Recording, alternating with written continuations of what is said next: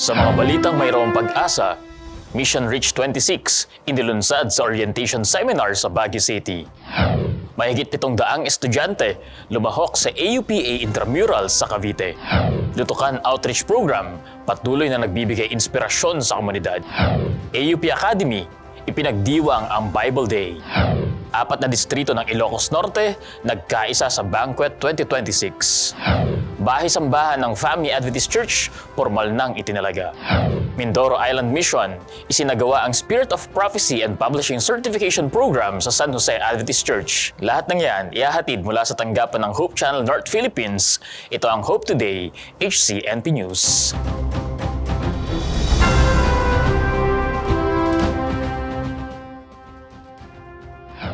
Masayang pagbati sa inyong lahat. Muli kami nagbabalik upang maghatid ng mga balita at pinakabagong update sa mga paglilingkod ng mga Seventh-day Adventist sa Luzon. Nagtipon ang mga pastors at church leaders sa Baguio City para sa Mission Reach 26 Orientation and Seminar bilang paghahanda sa 5 taong Mission Reach Journey ng Iglesia. Layunin nitong pag-isahin ang direksyon at palakasin ang intentional discipleship. Ang detalye ng kaganapan doon, balitang may pag-asa ni Myra Jim Taniedo. Nagtipon ang mga pastors, church leaders, teachers at care group leaders para sa Mission Reach 26 Orientation and Seminar na ginanap sa Mountain Provinces Mission Headquarters, Navy Base, Baguio City. Pinangunahan nito ni Pastor Marvin Diaz, ang Northern Luzon Philippine Union Mission Ministerial Director, at Pastor Julius Bermudez, NLPUM Sabbath School Director. Itong Mission Reach 26 na ito ay nagbigay ng direksyon sa mga administrators, pastors at mga kapatid kung saan ano ang gagawin nila patungkol sa programa pong ito at initiative na ito. At in behalf ng pangasiwaan ng NLPUM, lalo na po sa Department ng INDIARA-EL, po ay nagpapasalamat sa lahat ng mga dumalo sa programa pong ito. At nawa, pagbalik ng mga kapatid sa mga churches, ito ay magsilbing gabay sa kanilang evangelism at discipleship program sa mga kanilang iglesia.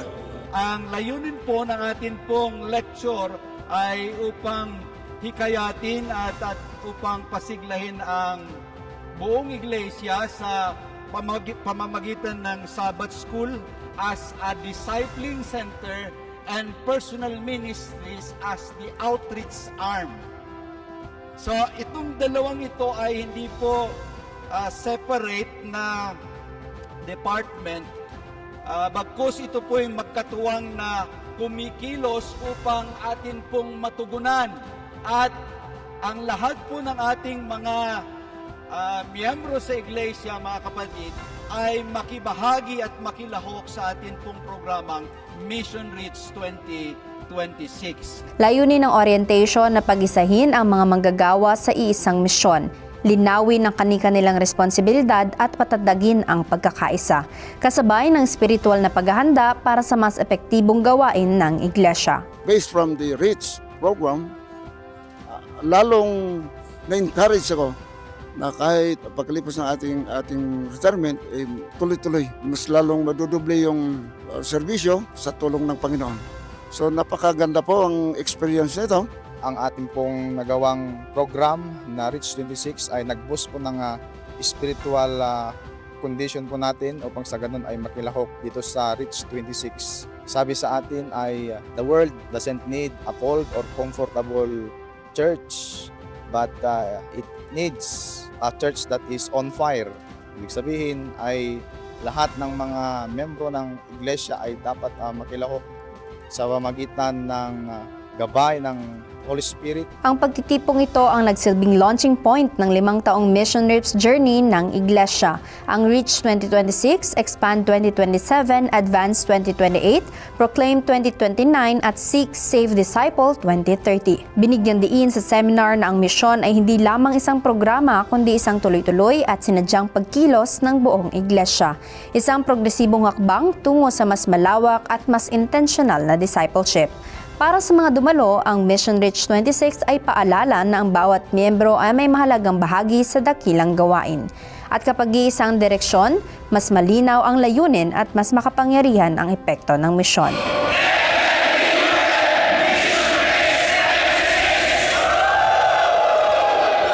Layuning magatid ng balitang mayroong pag-asa, Mayra Jim Taniedo nag-uulat para sa Hope Today, HCNP News.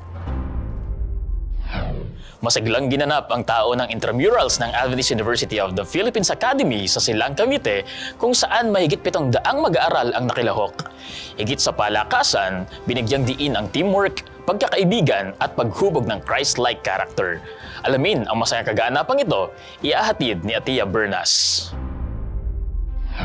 Nandito tayo ngayon sa Puting Kahoy, Silang, Cavite sa Adventist University of the Philippines Academy. Kasalukuyang ipinagdiriwang ang intramurals na may temang Altiora. Nahati sa 4 na grupo ang mga mag-aaral: Green Turtle Warriors, Blue Eagles, Red Pandas at Yellow Badgers. Ang pagbuo ng mga grupong ito ay isinagawa sa pamamagitan ng random sampling upang masiguro ang patas na distribusyon at upang mabigyan ng pagkakataon ng mga estudyante na makahulubilo ang iba't ibang personalidad. I believe that our intramurals or sports festival here in AP Academy is distinct because it's not focused on competition. Our main goal is to develop a Christ-like character in how they interact with their fellow students, even if they belong to different teams who play against each other. Ang intrams ay tunay na inaabangang event ng mga bata, lalo na ng mga student leaders. Mostly for our preparations, it is important na marunong kayo mag-time management as well as kailangan maayos yung pag-delegate mo ng tasks. Kasi you have to make use of all of your committees, all of your people. Kailangan mo silang i-maximize. After all of the preparations, the most important preparation is prayer because God is really the answer or the key for the almost, kasi malapit na matapos. So, for the almost success of our sports fest, and without God, without the prayers and the continuous support of the faculty, the staff, and of the students, we wouldn't be able to handle an event this big. Ang kabuoang lumahok sa naturang event ay halos mahigit 700. Nakita natin sa maraming estudyante ang natuwa at nakisaya sa kaganapang ito. Lalong-lalo na ang mga bagong estudyante sa AUPA. This event did help me make more friends, especially when you're playing more games with people you don't know. My experience through that is that it gave me more insights or like ideas to like how other people work, how they manage, or how we manage in our team, especially in example, the game that we're gonna be playing is soccer. And so we have to coordinate where we're gonna go and how we're gonna play. So I think that alone can also help build friendships. Ang pamumuno ay hindi lang tungkol sa panalo, kundi sa pagkakaibigan at pagtutulungan na pinangungunahan ng isang leader sa grupo.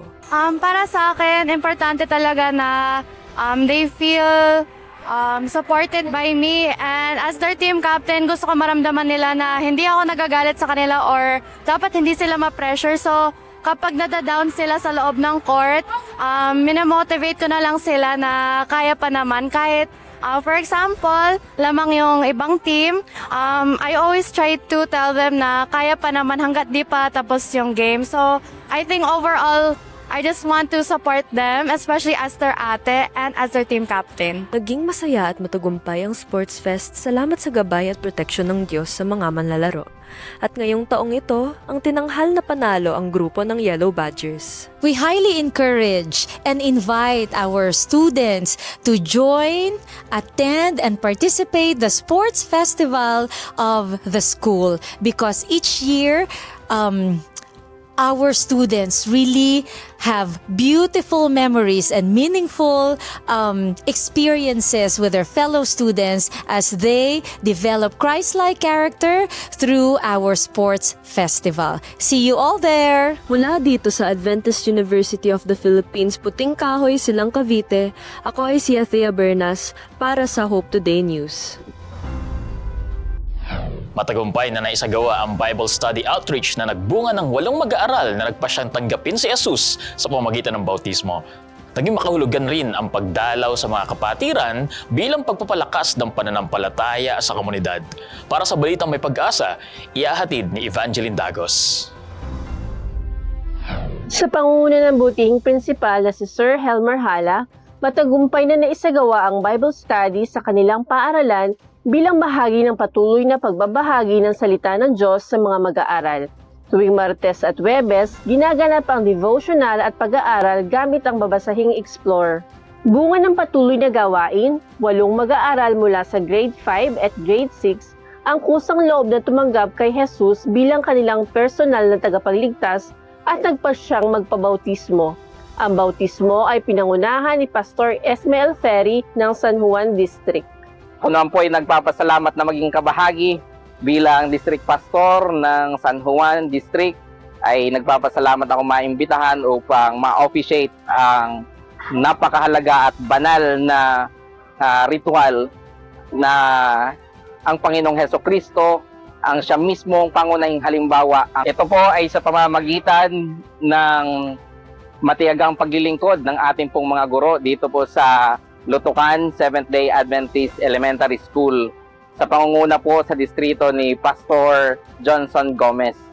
Sa pamamagitan ng kanila pong matiyagang paglilingkod, sila ay nag-ani ng 8 mga kaluluwa mula sa mga kabataan na ang karamihan po ay mga estudyante dito sa ating pong mahal na paaralan.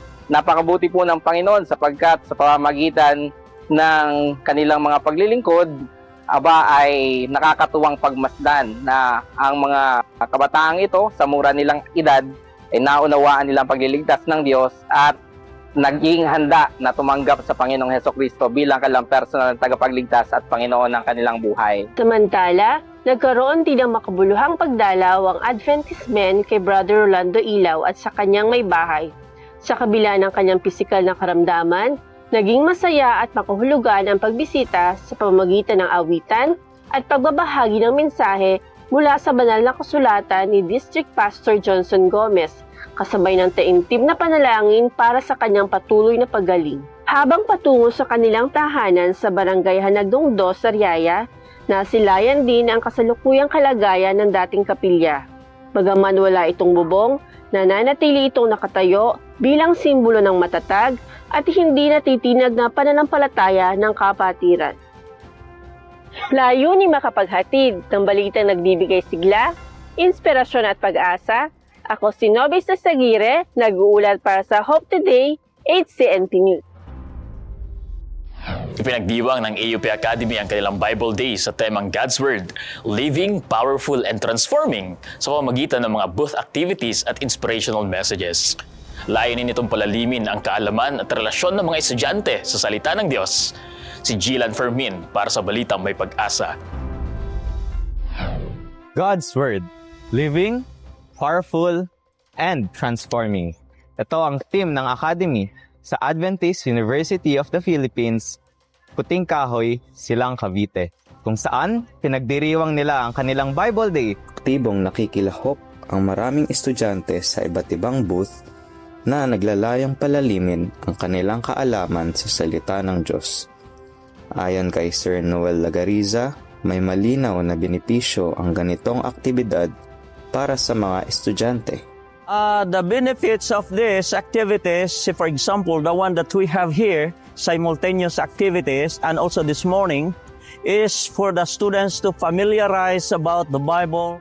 Sa pamamagitan ng iba't ibang booth at aktibidad, nasusubok ang kaalaman ng mga estudyante tungkol sa salita ng Diyos. I really learned a lot, which is really enjoyable, especially yung mga booth students sa SPDA. I really got to learn about solving Bible quizzes and such.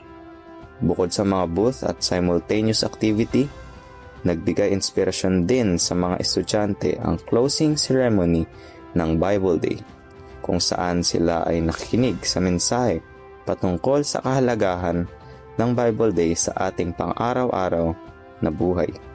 Sa pamamagitan ng mga mensaheng ito, mas napalapit ang mga estudyante sa Diyos at lalo pang tumibay ang kanilang pananampalataya sa Panginoon. Sa National Bible Day event na ito, natutunan kong lumapit pa sa Panginoon na. Para sa susunod na Bible Day, ninanais ni Pastor Castillo na hindi lamang ang Academy kundi ang buong universidad ang makilahok sa pagdiriwang. Next year, by God's grace, God willing, maybe we can prepare a more inclusive and school-wide or university-wide program. Ayon sa libro ng Hebreo, 4:12, ang salita ng Diyos ay mahusay at mabisa. Naway tayo din ay magbigay ng oras sa salita na iniwan sa atin ng ating Diyos Ama, na tayo rin ay maliwanagan at magbago sa salita at sa gawa. Layunin ay maghatid ng balitang may pag-asa mula dito sa Adventist University of the Philippines. Ako si Gilan Adriel Fermin para sa Hope HCNP News. Isang makasaysayang pagdiriwang ang ginanap sa Banquet 2026 na may temang Kingdom na pinagtulungan ng 4 na distrito sa Ilocos Norte. Binigyang diin dito na ang bawat isa ay pinili at binamahal bilang bahagi ng kaharian ng Diyos. Ang detalye ng selebrasyong ito, balitang may pag-asa ni Jaya Vidad.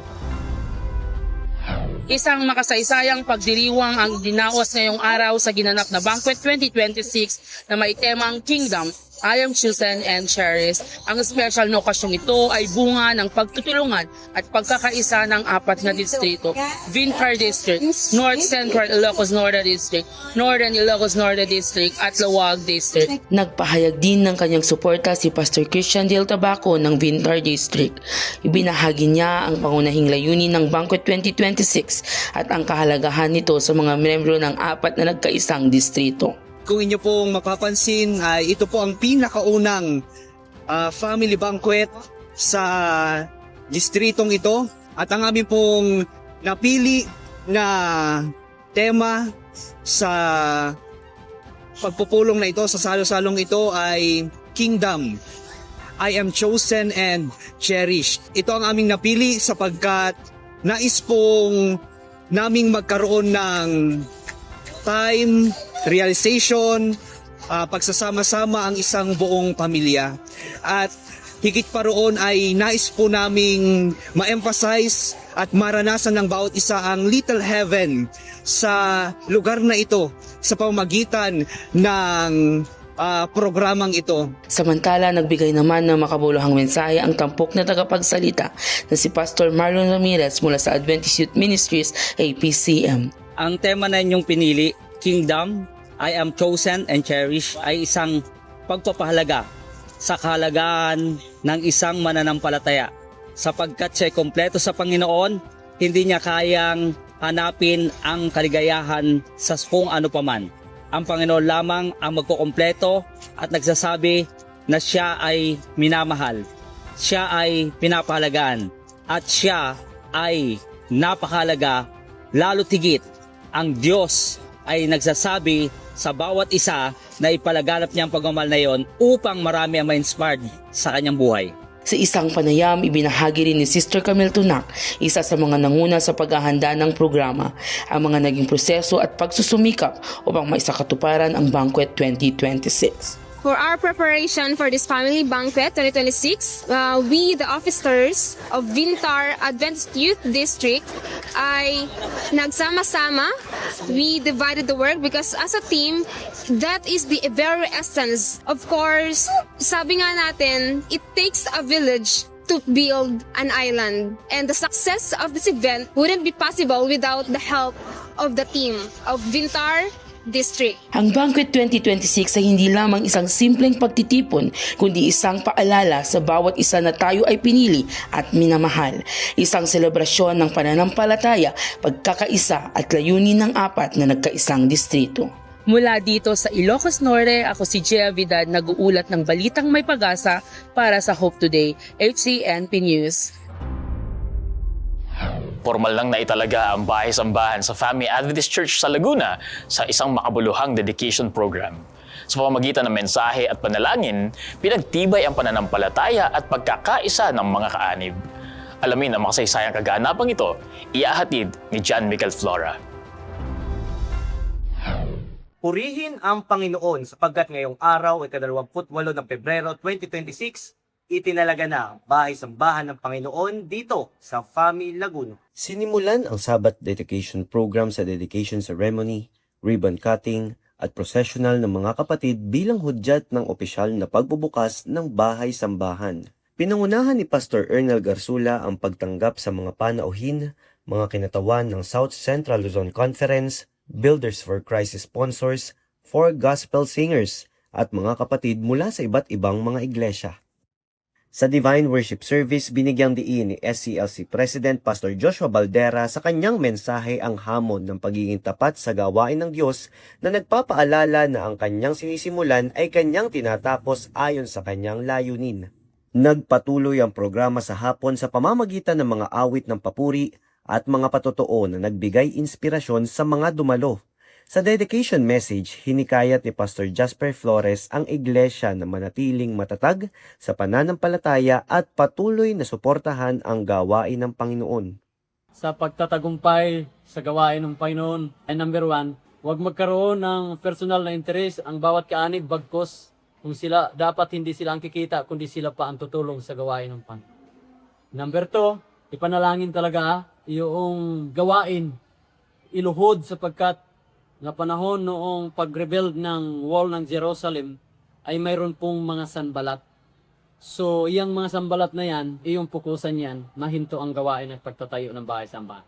Ang hamon ko po sa lahat ng mga kapatid at lingkod po kayong galing sa puso.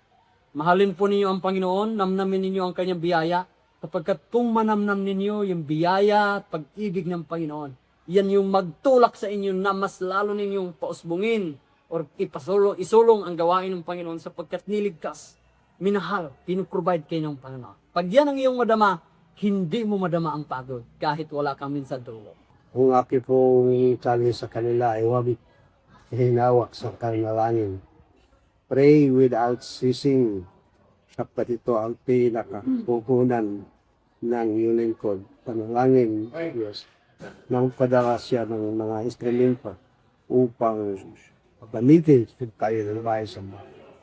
Ang nasabing dedikasyon ay nagsisilbing patunay na sa pamamagitan ng pananampalataya, pagtutulungan at pagtitiwala sa Diyos, nagiging ganap ang kanyang gawain sa tamang panahon.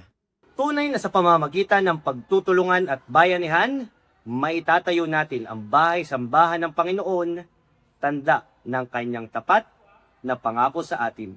Layunin ay maghatid ng balitang may pag-asa mula dito sa FAMI Laguna. Ako si John Miguel Flora, nag-uulat para sa Hope Today, HCNP News. Taglay ang temang Sharing the Gift of Light. Matagumpay na idinaos ng Mindoro Island Mission ang Spirit of Prophecy and Publishing Certification Program sa San Jose Seventh-day Adventist Church. Layunin nitong patatagin at sanayin ang mga kapatiran sa Ministeryo ng Paglalathala sa pamamagitan ng mga lektura ukol sa Gift of Prophecy bilang gabay sa mas epektibong pagpapalaganap ng mensahe ng Diyos. Ang detalye ng kaganapan doon, balitang may pag-asa ni Leonard Tupal. Taglay ang temang Sharing the Gift of Light, matagumpay na idinaos ng Mindoro Island Mission ang Spirit of Prophecy and Publishing Certification Program sa San Jose Seventh-day Adventist Church na naglalayong patatagin at sanayin ang bawat kapatiran sa Ministeryo ng Paglalatha. Kinahapunan pa lamang ng Biyernes ay nagsimula na ang programa. Daang-daang mga delegado mula sa iba't ibang distrito ng Mindoro Island Mission ang dumalo para makinig at matuto ukol sa katotohanan at mensahe ng Diyos. Maraming paghanda ang aming ginawa para sa preparasyon ng Spirit of Prophecy and Publishing Ministry Certification Level 1 sa lugar na ito ng San Jose Seventh-day Adventist Church. Unang-una, with coordination sa Mindoro Island Mission sa pinanukala ng Mindoro Island Mission. Pangalawa, ang board ay nag-approve ng maraming mga committees at ang mga committees ay sinupervise upang nang sanay matiyak ang kahandaan ng mga specific tasks na ibinigay sa kanila. Samot-saring lektura tungkol sa Spirit of Prophecy at Publishing Ministry ang ibinahagi ng dalawang guest speakers upang lubos na maliwanagan ng bawat isa sa katotohanang nais ng Diyos na ating ipalaganap. Mahalaga ang pag-aaral ng Spirit of Prophecy, lalo na yung pinaka-basic. So dito pinag-aaralan natin kung ano ang doktrina ng Gift of Prophecy, paano nakarating ang doktrinang ito sa Seventh-day Adventist, paano natin ito tinanggap, ano yung buhay ni Ellen White at paano natin nasabi na ang kanyang buhay ay buhay na propeta, paano siya pumasa sa biblical test, at kung paano natin i-interpret yung writings ni Ellen White. By the way, ang mga sulat ni Ellen White ang naglilid sa atin para basahin ulit ang Biblia para makilala natin ang ating Panginoon Kristo. At lalo tigit na mahalaga, paano natin interpret ang writings ni Ellen White sa kasalukuyan nating panahon para hindi tayo mapag-iwanan at hindi tayo maging extreme. At matuon tayo sa pinakamisyon natin at yung method ng ating pagpapalawak na ating pabalita, lalo na ang publication. Mula sa kasaysayan ng pinagmula ng iglesia hanggang sa kung paano umintindi ng kasulatan sa Biblia at sulat ni Sister Ellen White, iba't ibang mga bagay ang itinalakay at ipinaliwanag sa bawat delegado. Natulungan ako at napakalaki siya ng may bibigay sa akin itong kaalaman hinggil sa pagdadala ng mabuting balita. Wala na tayong takot, wala na tayong kaba, haharapin natin sila sa lahat ng oras, sa lahat ng panahon, saan mang laban, saan mang lugar, doon tayo. Patuloy nating aralin ng tama at mabuti ang salita ng Diyos upang lalo pa tayong maliwanagan sa katotohanan at hindi maligaw ng landas sa ating buhay. Layuning maghatid ng balitang mayroong pag-asa, Denver Leyna J. Tupal, nag-uulat para sa Hope Today, HCNP News. Yan muna ang mga balitang aming hatid ngayon. Palaging tumutok sa Hope Channel Philippines para sa mga updates sa ating mga kapatid at kanilang mga paglilingkod sa buong Luzon ngayong taon. Tuloy-tuloy pa rin ang online programs and services dito sa Hope Channel North Philippines at sa lahat ng Adventist Facebook pages na naka-flash ngayon sa inyong screen. Laging subaybayan ang mga programang hatid ng Adventist World Radio sa buong Mega Manila. Pakinggan ng AWR 89.1 FM. Mapapanood din ang mga teleradyo ng mga programang iyan sa Facebook pages ng Adventist World Radio Manila, Northern Luzon Philippine Union Mission, Central Luzon Conference at Adventist Medical Center Manila. Sa aming mga kaibigang news contributor, tuloy-tuloy pa rin ang aming pagtanggap ng mga balitang nais ninyong maisama sa ating mga news episode. Ipadala ang mga ito via email sa hcnpnews@adventist.ph o gamitin ang hashtag HCNPnews sa inyong mga social media posts. Mula dito sa Hope Channel North Philippines, sa ngalan ni Pastor Sherman Fedacan, ako si Wilmer G. Mastrito at ito ang Hope Today, HCNP News.